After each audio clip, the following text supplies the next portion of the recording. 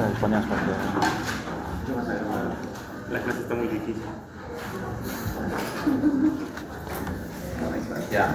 Entonces ponías... ¿Ya podemos empezar? Sí. Bien, vas a cerrar tu laptop.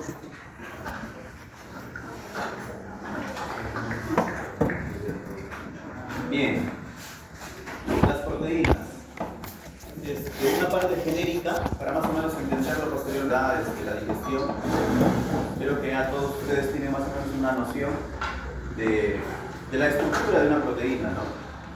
Básicamente las proteínas, su composición elemental, están constituidas así: por chon, carbono, hidrógeno, oxígeno, nitrógeno y azufre.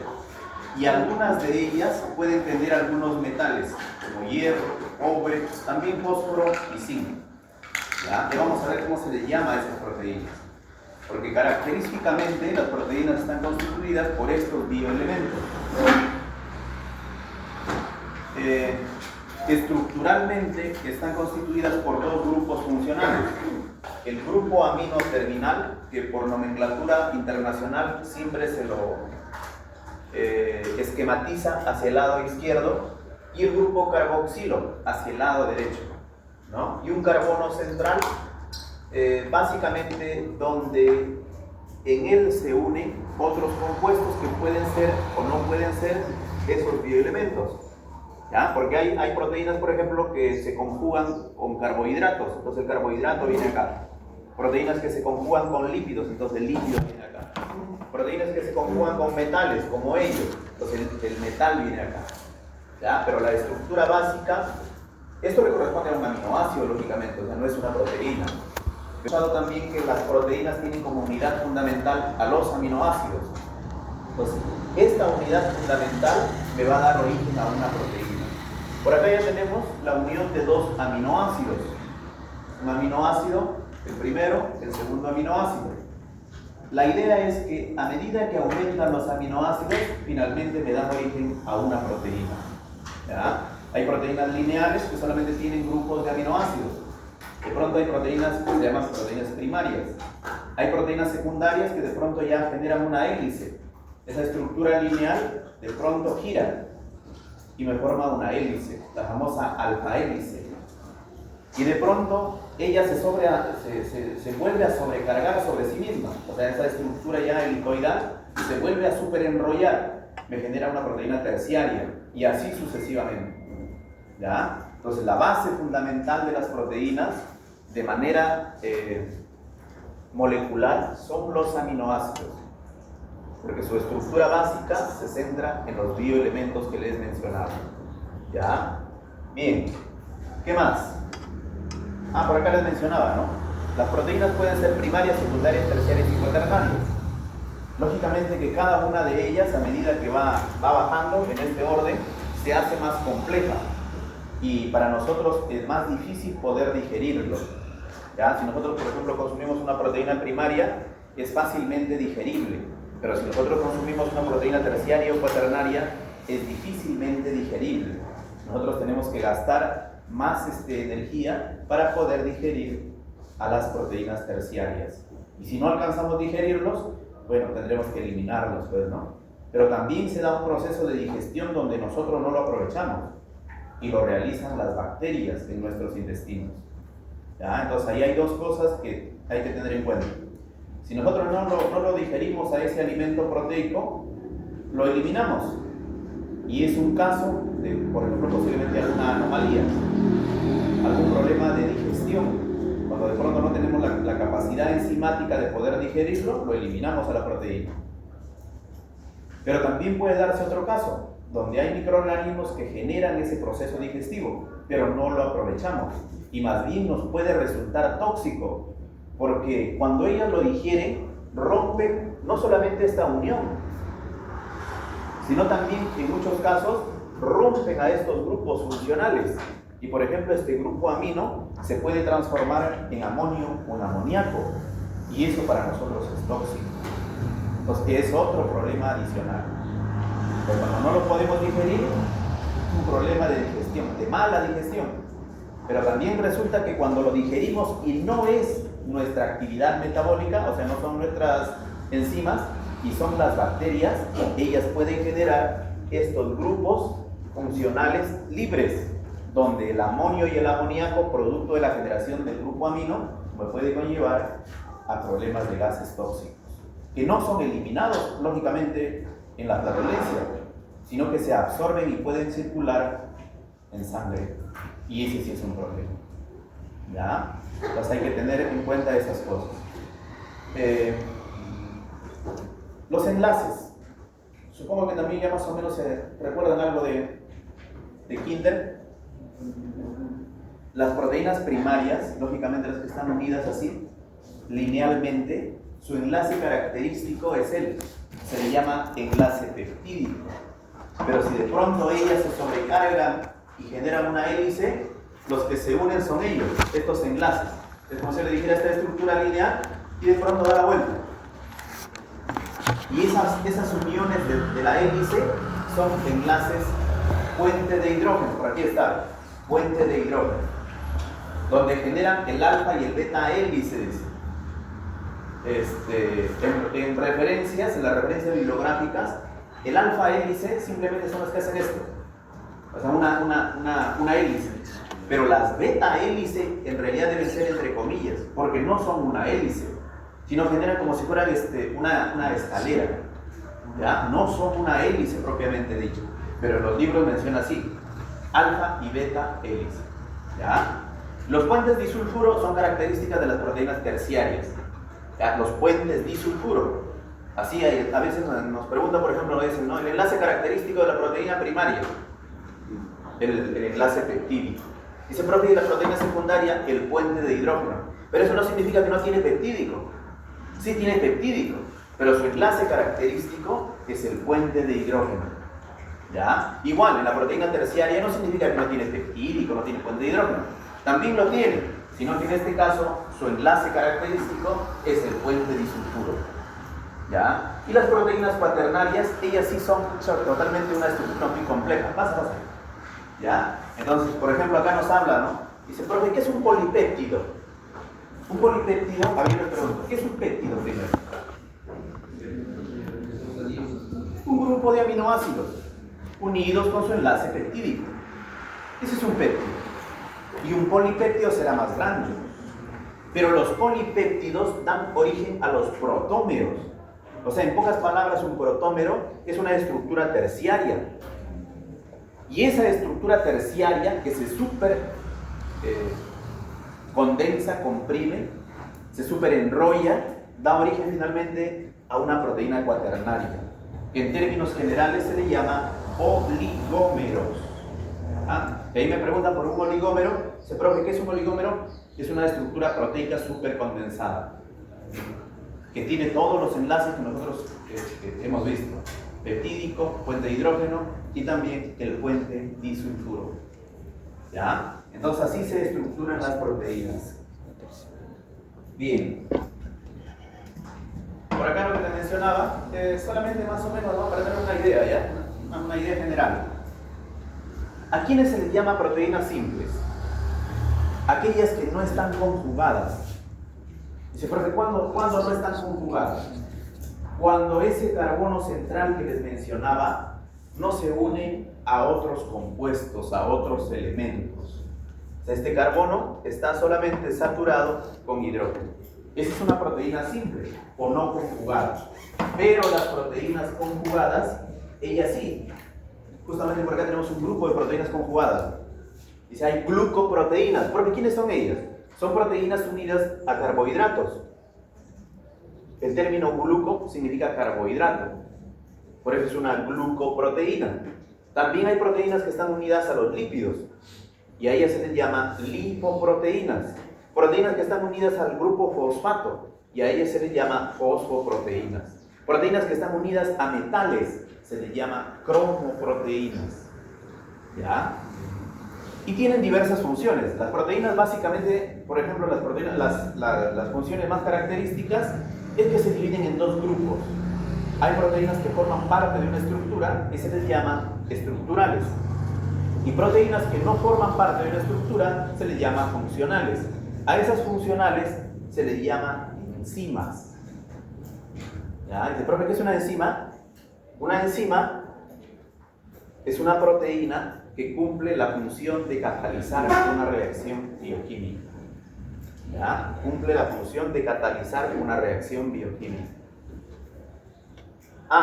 El aporte energético más o menos es de un gramo de proteína genera alrededor de 4.1 kilocalorías.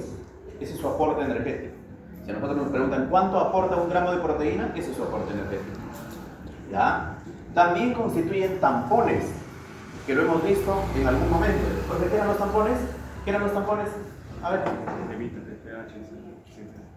Evitan que el pH se altere o fluctúe de manera abrupta cuando se le adiciona una sustancia fuertemente ácida o una sustancia fuertemente alcalina. Y para nosotros, ¿para qué nos es útil las proteínas como tampones? ¿Para qué será útil? Yo les dije, por ejemplo, la hemoglobina como tampón. Y las proteínas mismas, la estructura proteica, también por si acaso es un tampón. No es que solamente la hemoglobina es un tampón. Ellos también funcionan como tampones.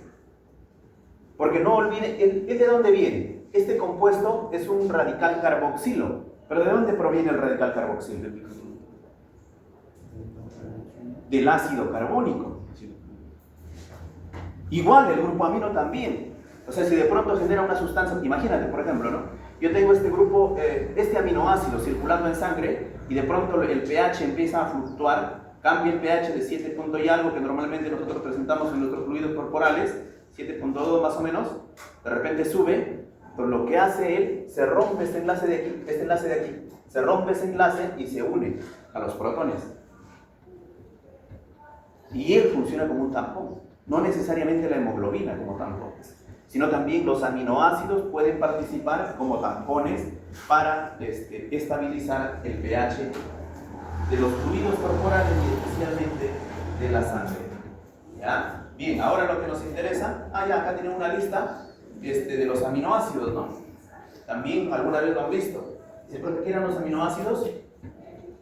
Esa estructura molecular que nosotros tenemos ahí. Y tenemos aminoácidos esenciales y aminoácidos no esenciales.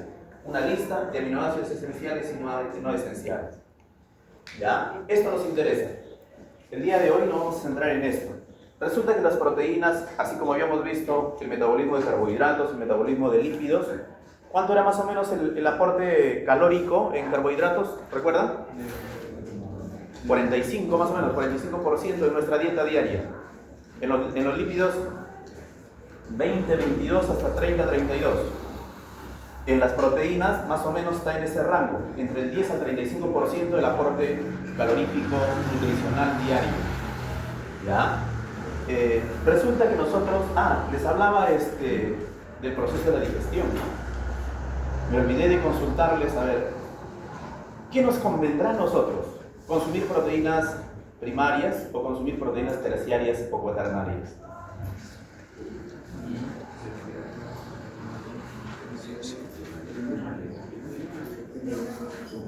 ¿Tienen una idea más o menos en qué nutrientes, en qué alimentos podemos consumir proteínas primarias? En las carnes blancas, en el pollo, en el pescado, en el huevo. Pero en las proteínas terciarias o cuaternarias los encontramos en las carnes rojas. Entonces, ¿qué nos combina a nosotros? Primarias. Porque es más fácil digerirlos. Las otras demandan más tiempo, más energía para poder digerirlos. Alguna vez también hemos escuchado que de pronto, hemos visto en el mercado, ¿no? La juguera. Señora, prepáranos un jugo surtido. Y le ponen un huevo ahí. Y hay gente que le gusta comer a los huevos semicocidos. ¿Qué será mejor? ¿Consumir un huevo semicocido o crudo que consumir un huevo cocido? Cocido, lógicamente. Porque en ese proceso las proteínas sufren un proceso que se llama desnaturalización. Dice, ¿pero qué es la desnaturalización? Es más o menos un proceso de digestión de las proteínas. Dice, profe, ¿y cómo ¿Cómo se digieren las proteínas? Depende del enlace que nosotros hemos visto. Hay enlaces que suficientemente una temperatura, un cambio de temperatura, el enlace se ha roto y la proteína se encontrará ligeramente detenida. Dice, profe, ¿solamente la temperatura? No, también el pH. Yo les someto a zumo de limón a la carne de pescado y de alguna u otra manera se digiere. Además, cuando nosotros lo consumimos en la boca, aparentemente no se da digestión. En realidad no se da digestión, sino que por un proceso mecánico de masticación, de trituración, nosotros prácticamente predisponemos mejor a la estructura proteica. Y no te imaginas una bola proteica y que nosotros lo podamos deglutir. Pues las enzimas solamente tendrán un espacio superficial, pero si nosotros ya lo masticamos, los predisponemos para que las enzimas puedan tener una mejor acción. Entonces es importante también que nosotros realicemos una masticación adecuada. A veces por el apuro, solamente una ligera masticación, una vuelta, lo envolvemos con mucílago, con saliva y lo deglutimos. Y más adelante tenemos problemas de indigestión. Ya, entonces deberíamos tener una adecuada masticación para que ella se predisponga a la superficie y tenga mayor superficie de contacto con las enzimas y el ácido clorhídrico que va a actuar posteriormente. ¿Ya? Entonces en la boca no se lleva a cabo la digestión de proteínas, pero sí predispone mejor la superficie de contacto para la acción del jugo gástrico y también las enzimas que más adelante que van a actuar. ¿Ya? A nivel de estómago, cuando el bolo alimenticio alcanza el estómago, ya ustedes saben que se transforma en quimo, y resulta que cuando el estómago siente la presencia de alimento, hay dos células ahí principales, células importantes, no principales, porque una de ellas se llama principal. ¿Ya? Resulta que las células oxínticas, o también llamadas parietales, oxínticas o parietales, ellas empiezan la producción de ácido clorhídrico, pero las células principales son las que producen un zimógeno o una enzima inactiva llamada pepsinógeno. Entonces es importante la presencia de ellas dos. Una vez que se siente la presencia del alimento, estas dos células se activan. Una produce ácido clorhídrico y la otra produce pepsinógeno. Les decía que este pepsinógeno es una enzima inactiva, que en términos bioquímicos lo llamamos zimógeno o simplemente proenzima. Y resulta que el pepsinógeno debe ser transformado en pepsina por acción del ácido clorhídrico. Si de pronto nuestras células no tienen la capacidad de producir ácido clorhídrico, entonces jamás se transformará el pepsinógeno en pepsina y por lo tanto no podrá actuar sobre las proteínas, porque esta es la primera acción de las proteínas, por acción de una enzima llamada pepsina. ¿Ya? Entonces a mí me preguntan, dice, profe, ¿cuál es la acción? ¿Quién es la enzima que actúa en un primer momento sobre las proteínas? La pepsina, que fue activada por el ácido clorhídrico, donde transformó el pepsinógeno en pepsina. Y ella es una proteína que actúa a nivel de enlaces peptídicos centrales. Ya lo vamos a entender esa parte, ¿ya? Pero por el momento más o menos vayan teniendo la idea que la pepsina actúa sobre los enlaces peptídicos centrales. Lo vamos a entender en una figurita que está más adelante. ¿Ya? Bien. Entonces, por el momento lo que nos interesa, ácido clorhídrico, pepsinógeno y pepsina. Acá. Eso de ahí es un mínimo de acción. Más o menos la pepsina tiene un rango de acción que está más o menos entre el 1 al 2.5. Por aquí está, ¿ven? Entre el 1 al 2.5. Su rango de acción. Yo les pregunto a ustedes, a ver, ¿y en el intestino cuál es el pH más o menos? ¿Recuerdan? Hay un cambio de pH, ¿no? Más o menos de 2.5 que puede subir. ¿Por acción de quién? En carbohidratos lo hemos visto. En lípidos lo hemos visto. Ahora también lo vamos a ver. Entonces, cuando el quimo pasa el píloro, atraviesa el píloro, resulta que este contenido está justamente en un medio ácido. Ese ácido es el que estimula a unas células llamadas S, células S, las responsables de producir secretina. Ya, profe, ¿y la secretina? La secretina puede liberarse y absorberse por torrente circulatorio y circular por todo nuestro cuerpo y alcanzar el páncreas. Dice, profe, ¿y para qué alcanza el páncreas? Porque resulta que la secretina es un sensor para las proteínas. Cuando ella siente el cambio de pH, las células S producen secretina y la secretina se absorbe y circula en sangre hasta alcanzar el páncreas. O sea, a esos agentes que son sensores, ¿cómo se les llama?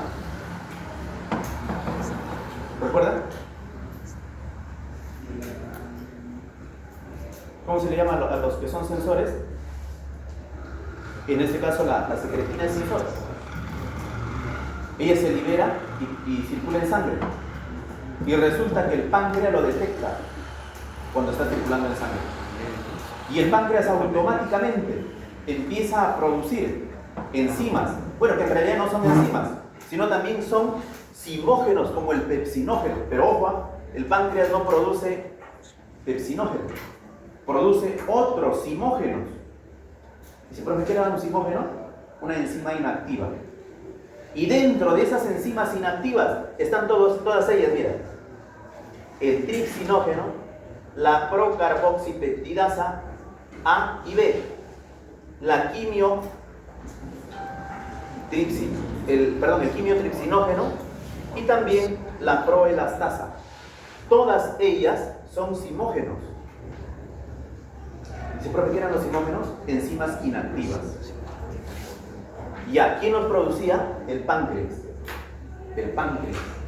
Pero además de producir esas enzimas, también produce bicarbonato. Dice, profe, ¿y el bicarbonato qué hace?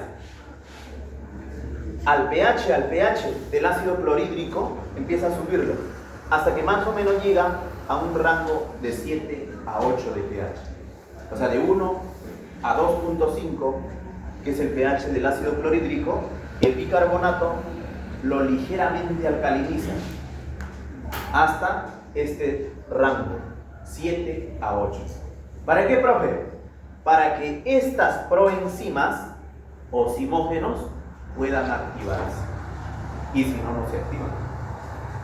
Entonces es importante que de pronto la secretina participe en este proceso. Si no se produce secretina en concentraciones adecuadas, el páncreas lo único que hace es producir enzimas, pero no produce bicarbonato. Y si no produce bicarbonato, el pH nunca sube. Y por lo tanto estas enzimas nunca podrán actuar. Porque así como la pepsina tiene su rango de acción en este rango de pH, estas enzimas también tienen su rango de acción en este pH. Si ese pH nunca sube, no alcanza el valor de 7, no pueden activarse. Y la digestión no se dará por enzimas. Porque puede darse, cuando no se alcanza este pH, se da la digestión bacteriana.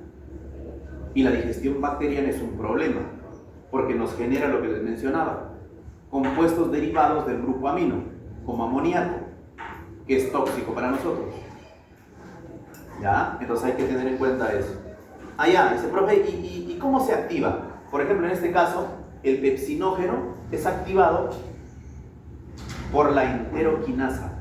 El pepsinógeno, justamente les he hecho, a veces cuando tengo tiempo me doy el espacio de poder, más o menos como para que no se compliquen, ¿no? Profe, ¿y quién lo activa? El que está de verde, mira. La enteroquinasa lo activa al tripsinógeno para transformarlo en tripsina. Dice, profe, ¿y la tripsina qué es? Esa sí es la enzima. Y esa enzima no actúa sobre todo la estructura proteica, sino específicamente sobre estos aminoácidos, sobre la lisina y la arginina. ¿Ya? Dice, profe, ¿y el resto? Por ejemplo, en este caso, el quimiotripsinógeno. El quimiotripsinógeno es activado por ello y lo transforma en quimiotripsina. que justamente también actúa sobre ciertos grupos de aminoácidos, como por ejemplo la fenilalanina, el triptofano, la tirosina y la leucina, sobre esos enlaces donde están presentes esos aminoácidos. ¿Ya? Entonces, así se da ese proceso. Es más, mira a ver, en el mismo intestino delgado existen 3 tipos de células. Las células S, que lo tenemos por acá, las células I también, que lo hemos visto en digestión de lípidos, las responsables de producir enteroquinasa, y otras células llamadas enterocitos, que también ya lo hemos visto. Esos enterocitos producen enteroquinasa y enteropeptidasa. Además también producen aminopeptidasa, los enterocitos. ¿Ya? Los enterocitos. Ahí está, justamente, enterocitos. Ellos producen esas enzimas. Ahora miren, de todas estas enzimas que hemos visto, incluida la pepsina, ellas se clasifican en 3 grupos. ¿Ya? En 3 grupos. Se les llama endopeptidasas.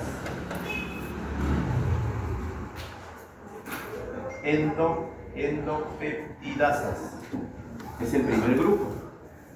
Y el segundo grupo se le llama aminopeptidasas.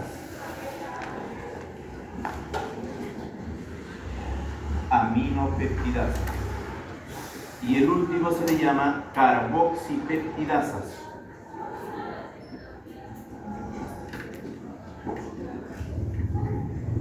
Carboxipeptidasas. ¿Ya? ¿Quiénes son? Aquí mira, en las endo prácticamente son 3. ¿Ya? Aquí está, por ejemplo, la pepsina.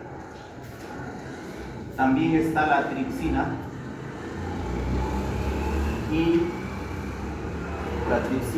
Y también está aquí la elastasa. ¿Ya? Ya lo vamos a ver cómo actúan ellas. Y bueno, aquí es de acuerdo al nombre que está ahí. La carboxipeptidasa.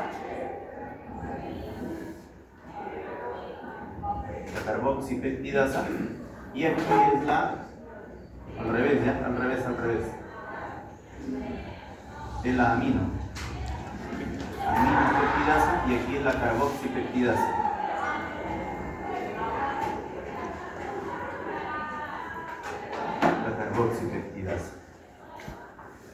Vamos a regresar a esa. No, hay una figura de esta. Acá, miren acá. ¿Quién será esta estructura?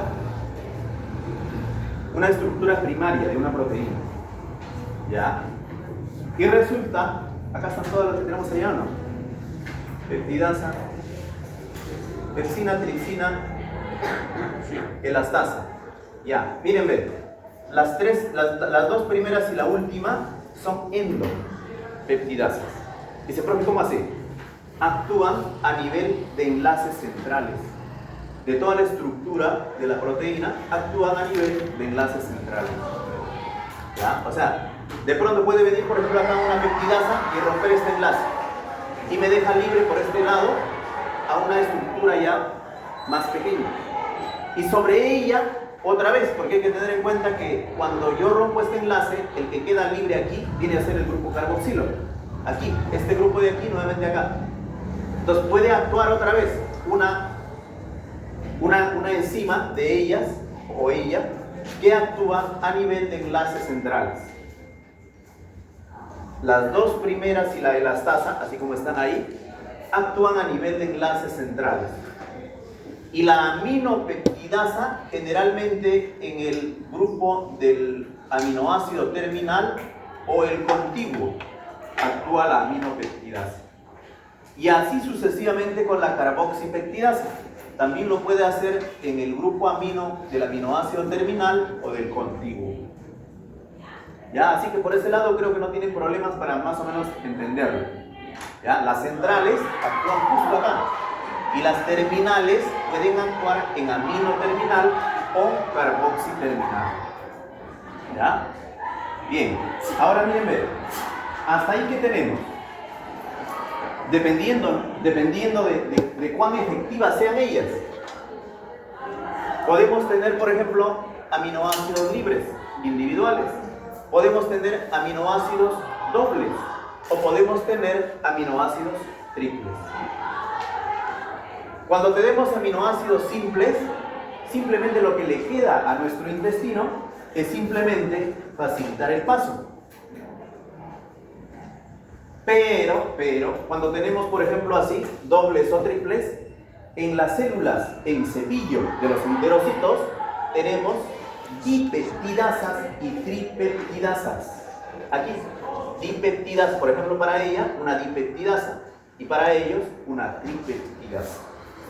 Ya, profe, y ahora significa que ellas han roto esos enlaces y continuamente me han dejado aminoácidos libres. Si es que no se diera el caso, todavía ellas pueden ingresar al enterocito. Y dentro del enterocito también podemos encontrar dipeptidasas y tripeptidasas. O sea, tenemos varias opciones. Puede ser que todas ellas actúen y me dejen aminoácidos libres, bacán. Pero si no lo hacen y me dejan así o me dejan así, las células del cepillo también tienen enzimas, dipeptidasas y tripeptidasas. Profe, no es suficiente, pueden ingresar. Y dentro de los enterocitos terminaría el proceso de la digestión. Dice, profe, ¿quiénes terminarían? Las dipeptidasas y las tripeptidasas. Profe, ¿y qué pasaría si de pronto hay una deficiencia en esas enzimas? Sí se da el caso. En ese caso, mira cómo puede ser el paso. El paso es a través de la célula, bajo este mecanismo de aquí. Se llama paso transcelular, cuando atraviesan por entre la célula. Pero hay otro paso, que es intercelular. Este es el problema. Porque cuando los aminoácidos no son desdoblados hasta aminoácidos simples, ellos pueden pasar de manera intercelular. Dice, profe, ¿y ahí qué sucede? Que de pronto podemos encontrar grupos de 2 o de 3 aminoácidos circulando en sangre. Y ahí ese es el que nos genera el problema. La hipersensibilidad, que muchos lo padecen. Cuadros de hipersensibilidad. Porque ¿como qué? Como el asma, por ejemplo. Como el lupus eritematoso sistémico. Dice, profe, ¿y a qué se debe entonces? A la deficiencia de estas o estas enzimas. Dice, profe, ¿solamente a ellos? No. Puede deberse a los casos que hemos visto anterior. Cuando la producción de ácido clorhídrico no es lo suficiente para transformar el pepsinato en pepsina. O cuando la producción de bicarbonato no es lo suficiente para llevar el pH de 7 a 8. Y no hay digestión por acción de la tripsina. O simplemente por la deficiencia en proteínas periféricas de la membrana en cepillo. A esta se le llama membrana en cepillo, la membrana de los enterocitos. ¿Ya? Entonces tenemos tripeptidasas y dipeptidasas en la membrana de cepillo y también en los enterocitos. ¿Ya? ¿Alguna pregunta hasta ahí? Ya. El paso, por si acaso, el paso en membrana, cuando son aminoácidos libres, lo realizan por un proceso que se llama simporte. Dice, profe, ¿cómo lo hacen? Es como si yo les dijera, ¿no? Si sale uno, salen dos. Así es acá.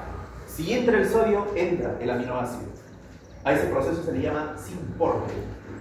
El paso desde el lumen intersticial al enterocito se realiza por simporte. Cuando es único aminoácido libre. Pero si es aminoácido dobles o triples, lo realizan por transporte, por cotransporte, con gasto de protones. ¿Ya? Listo. Bien. Hasta ahí vamos a terminar.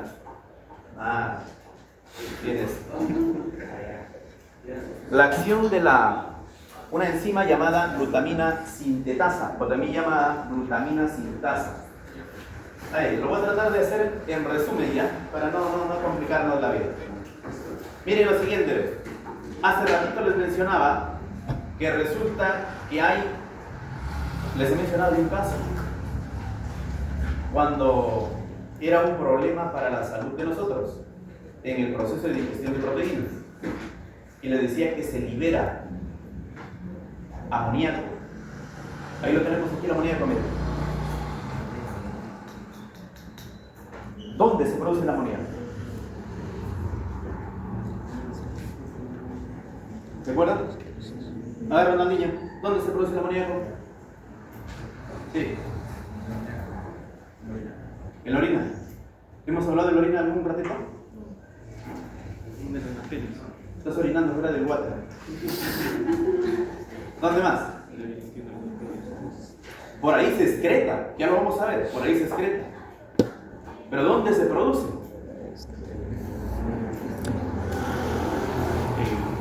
¿Me acuerdas de la imagen con la naturaleza? ¿Ah? Ya está. ¿Me acuerdas de la imagen? Sí, ahora. ¿Más? Su medio yo creo que está en otro lado de esto.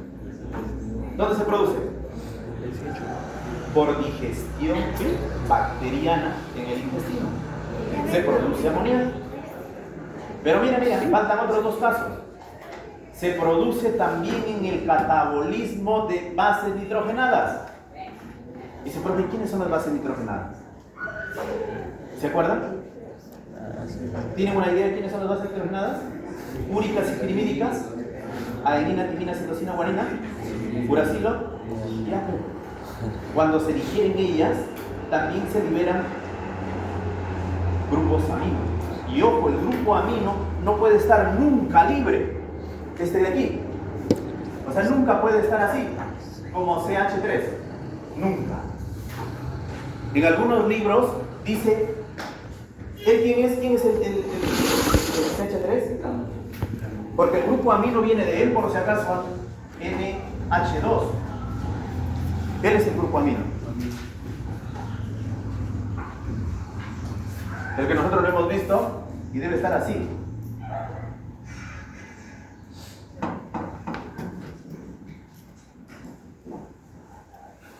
Y acá se une a un carbono. Ese es el grupo amino. Pero en este caso,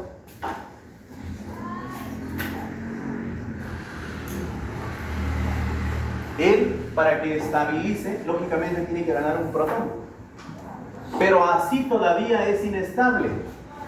Y por eso es que la estructura aparece así. ¿Ves?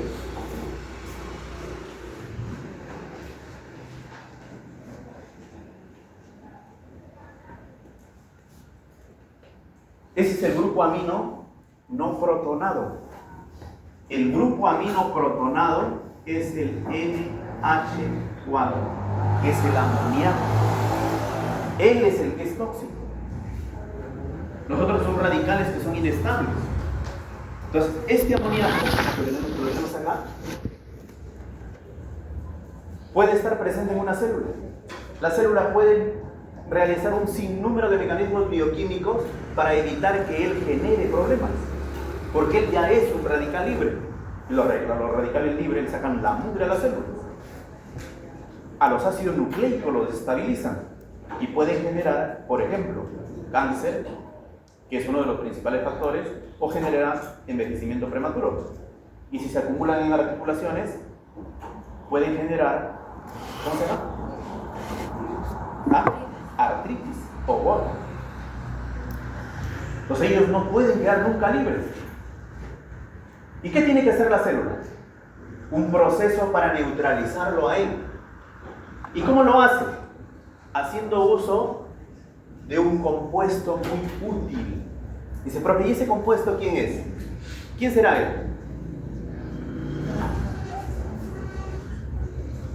El que lo tenemos en el Ajinomoto. ¿Cómo se llama? Glutamato. Profe, ¿y el glutamato de dónde proviene?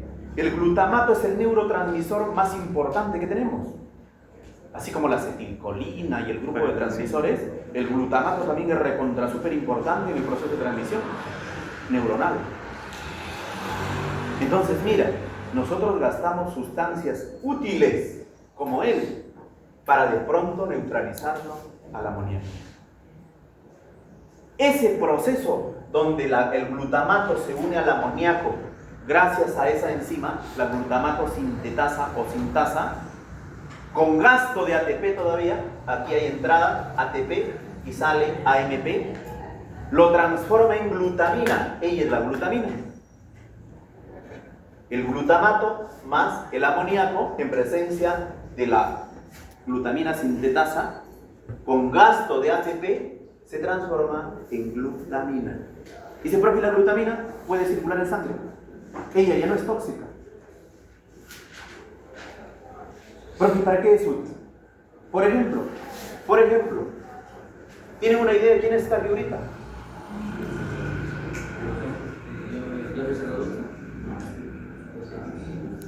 ¿Pero quién es? ¿Quién es? ¿Dónde se lleva a cabo la síntesis de proteínas? Ese es un ribosoma. O sea, ¿la glutamina, profe, puede utilizarse para la síntesis de proteínas? Sí. Si es que la célula lo necesita. Profe, y si no lo necesita, puede seguir 2 vías.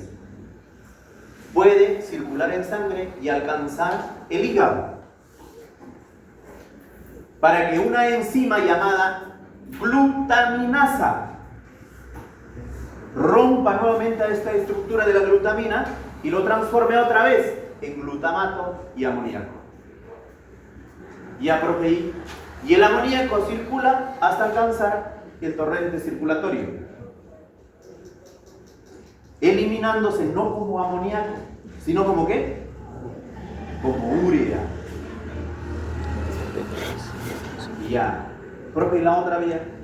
La otra vía es que no vaya al ciclo de la urea. En las referencias dice así: cuando el ciclo de la urea, este es el ciclo de la urea, lo vamos a ver a continuación. Cuando el ciclo de la urea se satura de eso, la glutamina circula en sangre hasta alcanzar la vía renal. ¿Para qué, profe? Para que ahí la glutaminasa renal lo transforme en amonio y el amonio se elimine vía renal. Entonces la glutamina tiene 3 opciones: es útil para la síntesis de proteínas o es inútil y debe ser eliminada a través del ciclo de la urea, donde se elimina como urea, o continuar circulando en sangre y alcanzar el riñón, donde aquí actúa la glutaminasa renal, porque hay una glutaminasa hepática. Esta glutaminasa hepática transforma la glutamina en amoníaco y en glutamato. Él entra al ciclo de la urea y es transformado en urea. Pero en este caso, aquí actúa una glutaminasa renal que lo transforma a toda esta estructura en amonio y el amonio se elimina. ¿Ya? Entonces, esa es la acción de esa enzima tan importante llamada glutamina sintetasa. Esto va a ser el ciclo de la urea. ¿Ya? El ciclo de la urea. Lo que acabamos de ver a nivel hepático. ¿Por qué? ¿Por qué es importante verlo? Porque nos interesa saber cómo se da el metabolismo para la eliminación justamente del amoníaco bajo la forma de urea. ¿Ya? Entonces mira lo que sucede aquí, ¿eh? Mira lo que sucede acá. A ver, primero entenderlo aquí, ¿eh? ¿Cómo se llamaba la enzima que actuaba a nivel renal? En el ciclo de la urea, aquí, ¿cómo se llamaba? Glutaminasa. Dice, profe, ¿qué hacía la glutaminasa? Lo transforma a la glutamina en glutamato y amoníaco. El amoníaco ingresaba al ciclo de la urea y se eliminaba bajo la forma de urea. Dice, profe, ¿quién ingresa? El amoníaco. ¿Cómo lo hace el ciclo aquí? Con otro intermediario, el amoníaco. Ya ingresó el amoníaco, lo tenemos aquí, ¿ven? Pero, él no continúa el ciclo solo, sino que también necesita de él. ¿Quién es? CO3H. ¿Quién es?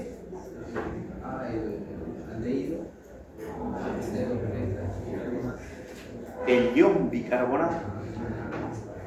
El ion bicarbonato y el amoníaco, en presencia de una enzima, que ahora vamos a ver cómo se llama, se produce el carbamilfosfato. Carbamilfosfato. No lo olviden, el carbamilfosfato. La enzima que cataliza esta reacción, donde actúa el bicarbonato y el amoníaco para transformarlo en carbamilfosfato, se llama carbamilfosfato sintetasa 1.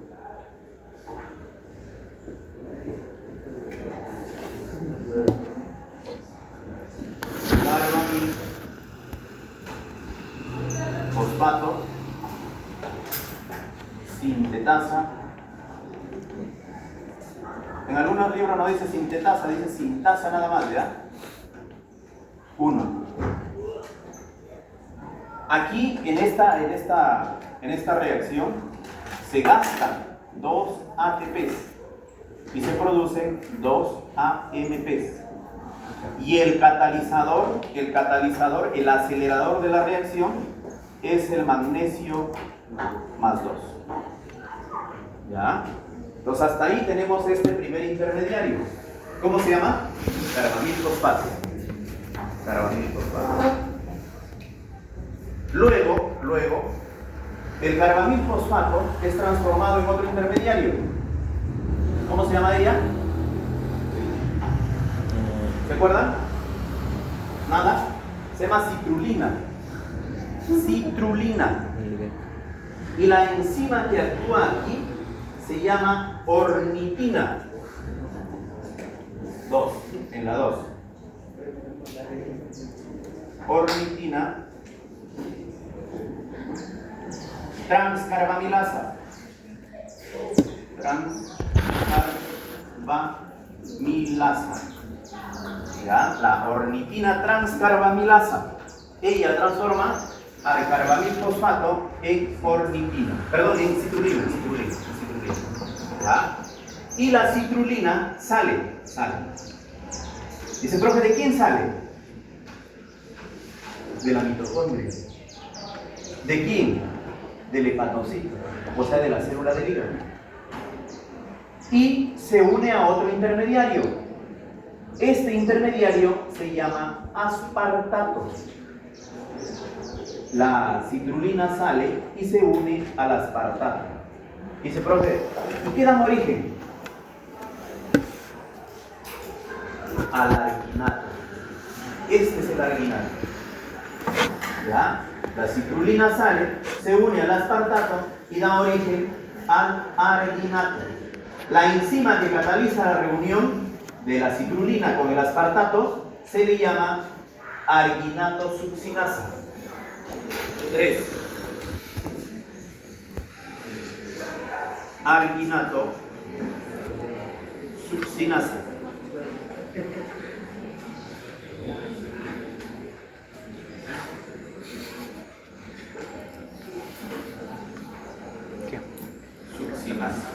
Ahí también hay gasto de energía. Ingresa un ATP y sale un AMP. Y también el catalizador es el magnesio más 2. ¿Ya? O simplemente así. El magnesio más 2. Profe, y el carbamil, perdón, y el arginosuccinato, hace uso de una enzima para producir, mira lo que produce, produce este intermediario de acá que sale del ciclo, se llama fumarato, y también produce este intermediario que está aquí, se llama arginina.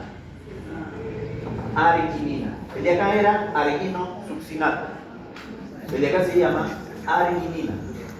Y el que sale es el fumarato. ¿Ya? Y mira, la arginina es la responsable de generar este intermediario de aquí, que ingresa otra vez a la mitocondria. Se llama ornitina. Por eso por acá les decía que la enzima que catalizaba esta reacción se llamaba ornitina transcarbamilasa. Aquí está.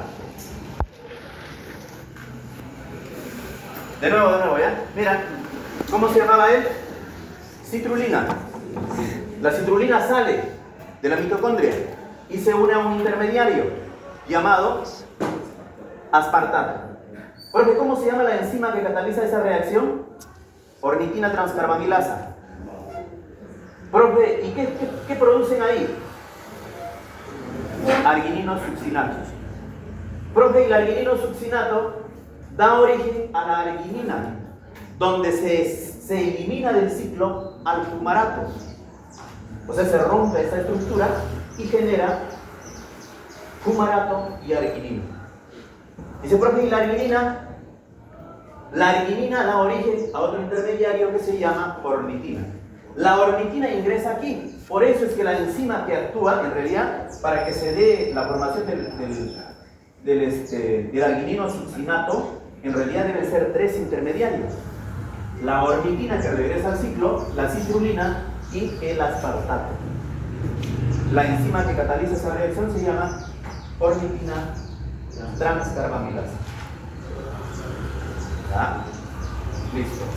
¿Alguna pregunta hasta ahí? Pero, la arginina, antes de transformarse en este intermediario, o sea, antes de transformarse en ornitina, produce urea. Dice, profe, ¿y la urea? Es la que alcanza la vía renal. O sea, para eso se da el ciclo de la urea, para producir fumarato y urea. La urea se elimina vía renal. ¿Ya? Y así se da el proceso de detoxificación en el metabolismo de proteínas. Espero que todo haya quedado dilucidado. Ha sido un gusto. Hasta aquí.